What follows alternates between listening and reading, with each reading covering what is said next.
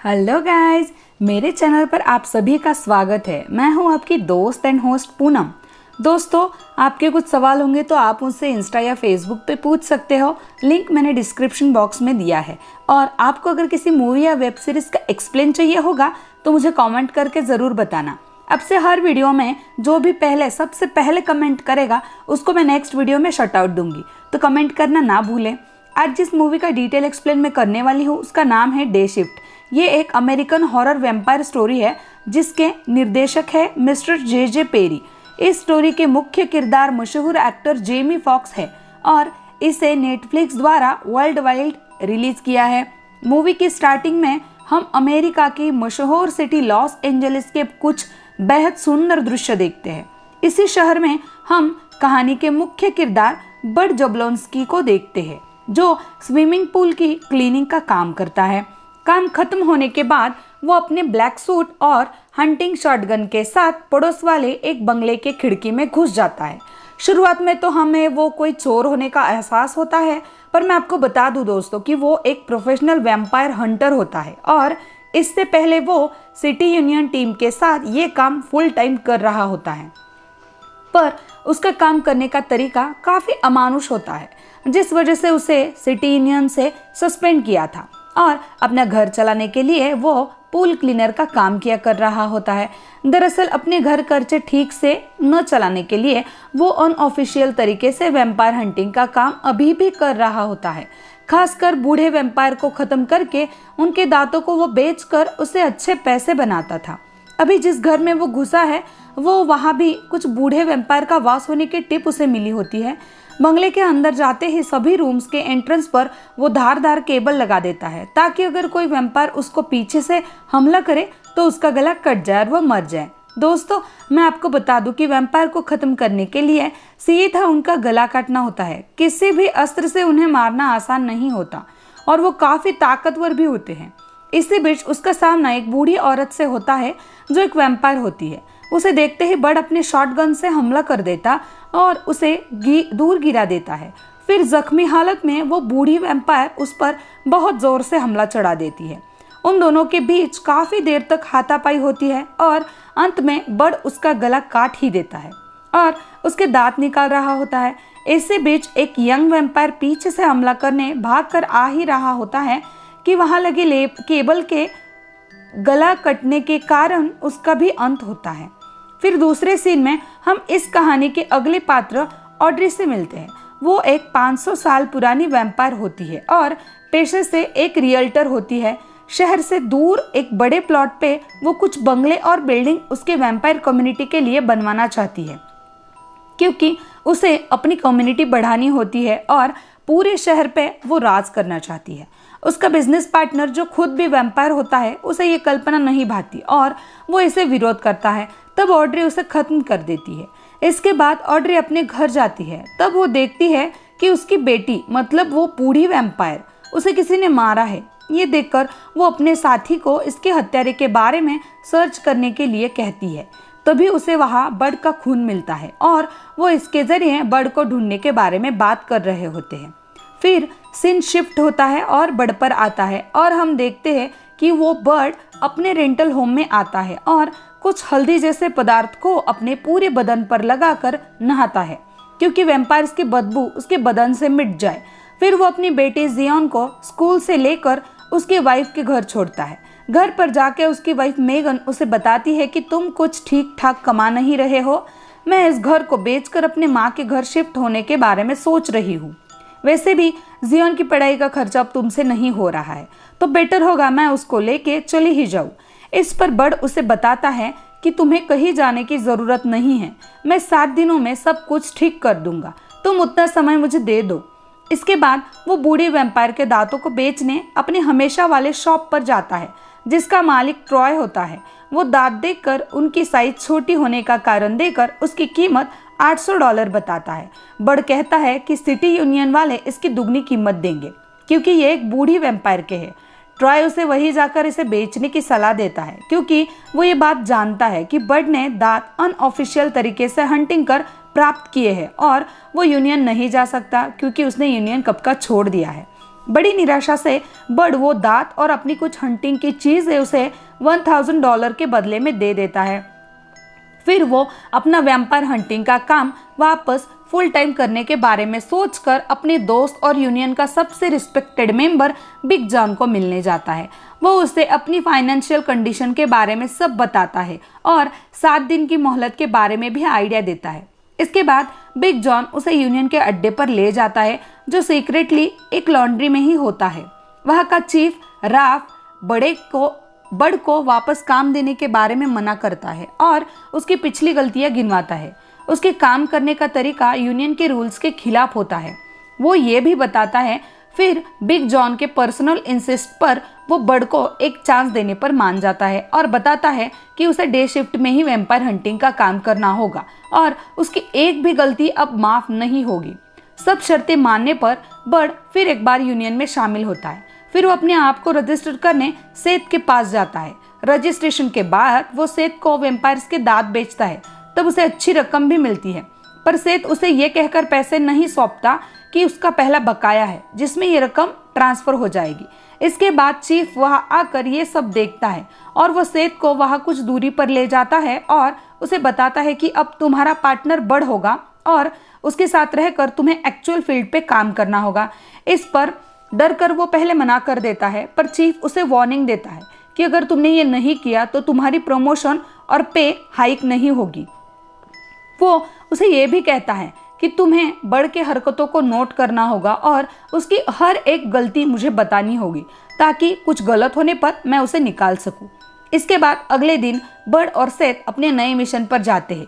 एक छोटे बंकर में कुछ वैम्पायर होने की खबर उन्हें मिलती है। बर्ड अकेले ही वहां अंदर जाता है क्योंकि उसे लगता है कि सेथ नया है और उसकी सुरक्षा की जिम्मेदारी उस पर ही है। वहाँ कुछ बच्चे कैट और डॉग्स का खून पी रहे होते हैं। वो छोटे होने के कारण इंसानों का शिकार नहीं कर पाते। उनको खत्म करने के बाद एक बड़ा वैम्पायर बर्ड पर कड़ा हमला बोल देता है और उसे जकड़ लेता है। बहुत देर लगने पर वहाँ सेथ आ जाता है और वो दृश्य देखकर बहुत ही डर जाता है। इसके बाद बर्ड उसे अपनी गन पास करने को कहता है और इस वैम्पायर को खत्म कर देता है। बाहर आकर डर की वजह से सेथ अपने पैंट में ही सुसु कर देता है। ये देखकर बर्ड उसे कहता है कि ये नॉर्मल है ब्रो, आगे आगे उसको ऐसे डरावनी सीन्स हमेशा देखकर आदत हो जाएगी।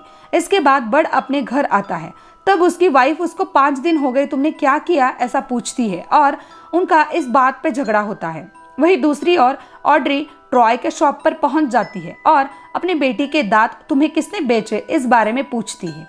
ट्रॉय शुरुआत में तो मना कर देता है, पर ऑड्री उसे एक इमोशनल कहानी सुनाकर उसे बेचने वाले का नाम निकलवा लेती है और ट्रॉय को मार देती है। वही दूसरी ओर बर्ड के रेंटल होम में एक नई पड़ोसी शिफ्ट होती है जिसका नाम हीथर होता है। वो दिखने में काफी सेक्सी होती है और बर्ड को पहले नजर में ही भा जाती है। बर्ड उसको सामान शिफ्ट करने में मदद करता है और वो मैं नर्स हूँ और काम के सिलसिले में वहाँ आई हूँ ऐसा बताती है। फिर उन दोनों में अच्छी दोस्ती हो जाती है। अगले दिन वो अपने पड़ोसी के घर एक आदमी को देखता है जो उसके साथ झगड़ा कर रहा होता है। बर्ड के रुक कर देखने पर वो घर का पर्दा बंद कर देता है। ये बात बर्ड को थोड़ी सी खटकती है, पर वो अपने काम के लिए लेट हो रहा है ये सोचकर निकल जाता है। फिर वो सेथ के घर पहुंचता है और वो काम के लिए निकलने वाले होते ही है उसी समय एक डायरी बर्ड को सेथ के बैग में दिखती है जिसमें उसकी सभी काम की गलतियां लिखी होती है। बर्ड इसके बारे में जब सेथ से सवाल करता है तब वो उसे चीफ की सूचनाओं के बारे में बता देता है। इसके बाद बर्ड उसे हकीकत बताता है कि अगर वो रूल्स नहीं तोड़ेगा तो कोई वैम्पायर उसे मार डालेगा। अपनी जान बचाने के लिए कभी कभी उसे अमानुष हरकत करनी ही पड़ती है। वो ये सब जोखिम वाले काम अपनी बेटी के भविष्य और पत्नी के साथ होने के लिए कर रहा है। इसके बाद सेथ उसे प्रॉमिस करता है कि वो कोई भी शिकायत चीफ तक नहीं पहुंचाएगा। फिर उन्हें ट्रॉय के मरने की खबर मिलती है। वहां जाकर वो देखते हैं तब बर्ड समझ जाता है कि ये वैम्पायर का ही काम है। इसके बाद वो अपनी बेटी को उसके एक फ्रेंड के बर्थडे पार्टी में लेकर जाता है। तभी उसे वही एक आदमी दिखता है जो उसके पड़ोसी हेथर के घर आया था। बर्ड को कुछ अलग सा जरूर लगता है कि इसी बीच उसे ऑड्री का कॉल आता है और वो कहती है कि तुमने मेरी बेटी और परिवार को मारा है तो मैं भी तुम्हारे साथ ऐसा ही करूंगी। फिर बर्ड अपने बेटी को फौरन वहां से लेकर अपने वाइफ के घर छोड़ने जाता है। पर अंदर जाने पर उसे दिखता है कि उसके घर पर ऑड्री और उसके कुछ साथी पहले से ही मौजूद है। वो उसके बेटी को भी उसे छीन के ले जाते हैं। इसके बाद जब उसकी वाइफ ये सब क्या चल रहा है ऐसा पूछती है, तब बड बताता है कि वो एक यूनियन में वैम्पायर हंटर का काम करता है और किसी वैम्पायर के रिश्तेदार अब उसका बदला लेने यहाँ आए हैं। इतने में वो गुंडे उसे मारकर बेहोश कर देते हैं और उसके वाइफ और बेटी को वहां से ले जाते हैं। होश आने पर वो वहां किसी को नहीं देखता। एक कोने में उसका पार्टनर सेथ गिरा हुआ होता है। उसे उठाने पर वो देखता है कि उन वैम्पायर गुंडों ने उसे भी वैम्पायर बना दिया है। फिर सेथ को खून पीने की इच्छा होती है और वो बड की तरफ बढ़ ही रहा होता है। बड उसे गर्दन पे मारता है, पर सेथ अगले ही पल उठकर अपना सिर गर्दन वापस फिक्स करके ये कहता है कि मैं तुम्हें कैसे नुकसान पहुंचा सकता हूँ, तुम तो मेरे पार्टनर हो। इसके बाद वो दोनों हेथर के घर जाते हैं और बढ़ते हैं और वहां जाकर बड उसे पूछता है कि तुमने मेरे ऊपर नजर रखी और मुझे धोखा दिया। इस पर वो उसे बताती है कि वो सिर्फ अपना काम कर रही थी। ऑड्री ने उसे सिर्फ बताया था कि तुम्हारी हरकतों पर नजर रखो और अपडेट दो। वो तुम्हारे फैमिली को कोई नुकसान करेगी ये मुझे नहीं पता था, लेकिन अब मैं तुम्हारा साथ दूंगी। उसके बाद बड और सेथ हेथर बड के फैमिली को बचाने ऑड्री के अड्डे की ओर अच्छे से प्रिपेयर होकर निकलते हैं। अड्डे पे पहुंचने पर उन्हें दिखता है कि वहां बहुत सारे वैम्पायर होते हैं। ये तीनों एक एक कर उनसे निपट ही रहे होते हैं, पर इनकी तैयारी कुछ कम सी पड़ जाती है और इतने में वहां बिग जॉन अपनी बड़ी सुपर गन लेकर आता है, जिसमें वो उस बंकर के सभी वैम्पायर को मार गिराता है।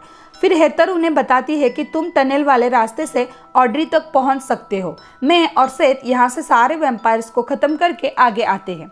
फिर बिग जॉन और बड के बताए रास्ते के आगे बढ़ते हैं। एक जगह पर उनका मुकाबला कई सारे वैम्पायर से होता है। ये सीन एकदम एक्शन पैक है दोस्तों। इन दोनों के फाइट सीन्स लाजवाब है। सबको खत्म करके ये आगे बढ़ ही रहे होते हैं कि अचानक एक वैम्पायर बिग जॉन के गले पे काटता है और वह रखे सायरन को बजा देता है। उसके बाद बिग जॉन उसे मार गिराता है और बड को आगे धक्का दे के वहां का केज बंद करता है। वो बड से कहता है कि तुम जाओ और अपने फैमिली को बचाओ। इस पर बड उसे अकेला छोड़कर जाने से मना कर देता है, पर बिग जॉन कहता है कि ये उसके दाएं हाथ का मैल है, डोंट वरी। फिर बड के जाने के बाद जॉन अपने बदन पे लगे एक बड़े से बॉम्ब को स्टार्ट करता है और एक बड़ा धमाका होकर सारे वैम्पायर्स की धज्जियां उड़ जाती है।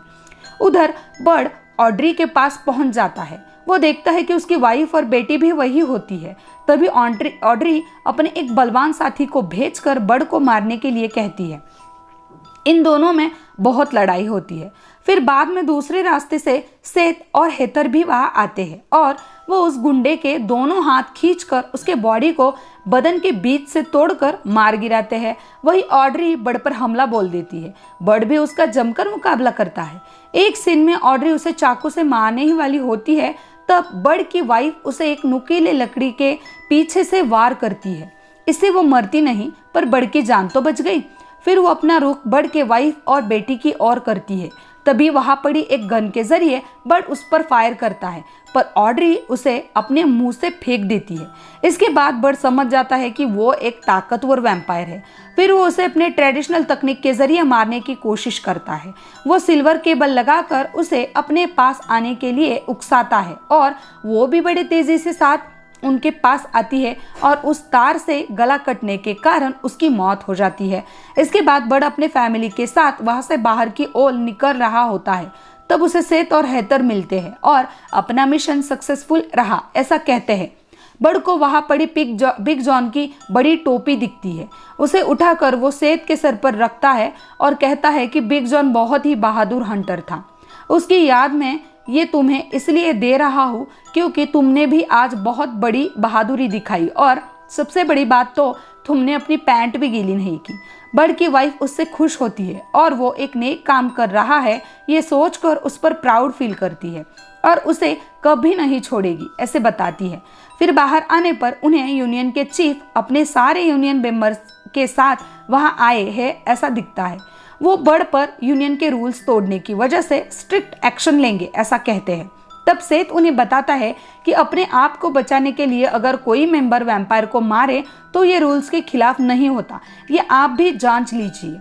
और इस केस में तो बड की फैमिली भी खतरे में थी, तो आप कोई एक्शन नहीं ले सकते। उसके बाद शर्मिंदा होकर चीफ वहां से अपने टीम संग निकल जाते हैं। बर्ड अपने फैमिली संग खुशी खुशी अपने घर की ओर निकलता है।